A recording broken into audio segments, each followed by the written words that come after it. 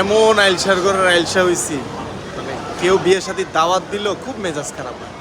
মানে মন চায় যে জামাইরে ফোন করে বলি যে ভাই তোর দুটা পায়ে পড়ি, এত কষ্ট করে আসতে পারবো না, বাসার ঠিকানা দিয়ে দিতেছি, রান্না বাড়া যা হয় ওগুলো বাসায় পাঠায় না। তার মানে মনে করো যে কে এত কষ্ট করে রেডি হও, গোসল করো, কাপড় ইস্ত্রি করো, আবার উবার ভাড়া লাগে এক্সট্রা ভাই। মানে একটা ছবি তোলা আর খাবারই তো নাকি, পাঞ্জাবি পইরা একটা ছবি তুলে পাঠাই দিতেছি, ওইটা এআই দিয়া ওই স্টেজে তোমার ছবির পাশে বসায় নিও জামাইবাবু, আর তোমার বিকাশ নাম্বারটা আমারে দিয়া দাও, বিকাশে ওই গিফটের টাকাটা পাঠাই দিতেছে, ওই উবার ভাড়াটা সহ দিয়ে দিব। হুদাই উবার আল্লাহরে টাকা দিয়ে লাভ আছে, তোমার কাছে থাক, এটা তোমার সংসারে কাজে দিবে। জামাইয়ের বইন এভাবে থাকে আছে কেন আমার দিকে, শুনে ফেলাইলো নাকি? ও নো, ইজ্জত মারছে রে। এই আল্লাহ হাফেজ।